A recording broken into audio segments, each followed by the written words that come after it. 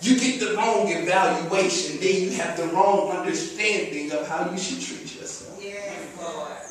So they get in line, figure out what appraiser they need to go to. After they get out that line, they go to the appraiser and wait in another line. They get up to the line to the appraiser because you have the right appraiser appraising you.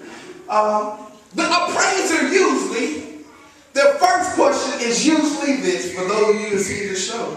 The first question they usually ask is, tell me what you know about this piece. Yeah. And it's not that surprising that most people say, I really don't know much about this piece. All I know is who gave it to me or how I acquired it. I know how I got it, but I still don't know much about it. And it's interesting that they're carrying these things in their lives and they don't really even know anything about them. Let me step on some toes. One of the trickiest questions for most people in here is for an interviewer or someone to ask this question here. Tell me about yourself. The first thing most people start doing is start telling their history or how they got here. I'm David Kennebrew. I'm from Folsom, Louisiana, son of Bishop Vernon and Mary Kennebrew. But that's something, but that doesn't really tell you much about me. And the danger is there are many people outside in the world and even in the church who really don't know themselves. But until you really know yourself, you cannot be true to yourself. Yes, Lord. Yes, Lord. See, people who really don't know themselves allow any and everybody to appraise them. And they just go with the first thing that sounds good to them. They go with the first doctrine, the first theology, the first thing that makes them feel good. They go with it. Why? Because they really don't know themselves. Surface level things, but do you really know yourself? One thing we used to always talk about in seminary is how a lot of people really don't like silence. And the reason a lot of people don't like silence is for the simple fact silence causes you to think. And if you think long enough, you'll start self-reflecting. And a lot of people don't like when they start self-reflecting because then they begin to look at their reflection of who they really are. And we oftentimes don't want to deal with who we really are. We try to compartmentalize it. We try to stay away from it. And that's why when you're at church, you're one person. And on Facebook, you're another person. That's why on Instagram, you're one person. And at work, you're another person. Why? Because you really don't know yourself. Say that. And you can never be your true, authentic self until you truly know yourself. Yes, Lord. Yes, Lord. I dare you this week in your alone time, in your quiet time, even if it has to be in the shower, ask yourself, who am I? Come on, David. Use them, Lord.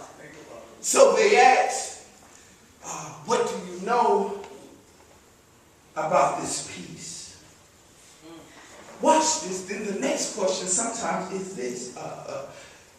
Do you have all the pieces? Do you have all the pieces? Or do you have the full set? I'm glad you got this one piece. But do you have all the pieces? This particular piece here, if you're close enough, you will realize there's a piece missing off the top. The appraiser will ask me, do I have all the pieces? Why? Because the total collection of the piece is more valuable if I have all the pieces. If I have the full set, it's more valuable. If I have all the pieces, it's more valuable. Yes, Lord. The truth of the matter is many of us don't like all our pieces. Come on, David. But even worse, there are many of us have been appraised by the wrong person that we begin to deny Yes, Lord. pieces of ourselves. So now you're operating, it look like you're going through life, it look like you're doing good, but you're not truly your authentic self, because oftentimes there are pieces of me that I'm denying. Yes, Lord. But I'm more valuable if I have all the pieces. See, it's one good to be real spiritual. I appreciate you if you are. But it's another thing to be real spiritual but lack mental capacity. It's another thing to have real spirituality and real a good mentality but don't have the right physical piece. All these pieces go together. And when you begin to deny pieces of yourself, you really begin to deny your true wholeness. There are a lot of people out in the world hurting and searching and looking for things. Why? Because they misplaced the pieces. Not even that have they misplaced the pieces, but for years on years, because the same person told them over and over again what they began to deny the pieces of yourself. Confession good for the soul, bad for the reputation. Even I have dealt with this through seminary. My superhero is not Superman. It's actually my father, Vernon Kennebrew. He's my superhero. And I believe my father is so great that if I could just be half the man he is, I'd be all right. But watch this. And when I got into ministry, I began to try to pattern myself after my father. He's done great things. He's a respected leader. He's a great preacher. He's a great pastor. So why is it wrong that I was trying to pattern myself after what I believe is such a great man? Because in doing so, I began to deny myself. Yes, Lord. Yes, Lord. And I had to come to the realization that it was okay to be different from my father. Why? Because I had to be whole. I had to stop denying the pieces. Yes, Lord. Because I'm more valuable with all the pieces. Yes, Lord. Yes, Lord. Yes, Lord. So after you answer these couple of questions, am I making sense? Y'all with me? Y'all still following me? Okay. Go to YouTube if you don't believe what I'm saying. Look up NT Roach. Watch this. After these questions, then the appraiser begins to speak.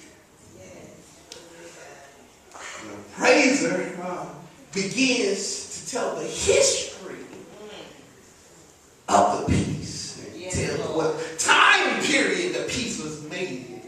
And what was very unique about that specific time period. And they begin to look for all these characteristics of that time period because the appraiser understands its history. Not only that, but after it praises and talks about his history, this is my favorite part, Abby. It's this right here. The appraiser goes to the piece and he looks at it real close.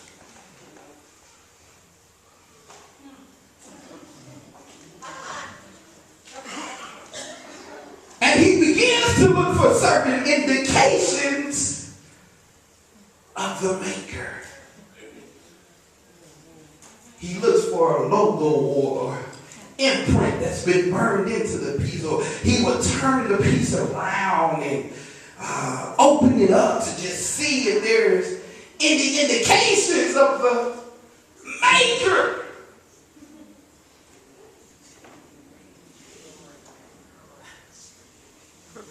Because the maker adds the best value. A specialist or the maker adds the most value. So he looks for the maker. The person who designed it, the person who put it together, the person who thought about it, the person who took time to craft it, the person who was very articulate in everything they were doing, the person who paid attention to the detail when putting it together, the person who carved it out by hand, the person who painted it by hand. Looking for all those little indications because the appraiser wants to know the maker. Because the maker can add the most value. So after talking about the maker, the appraiser then gives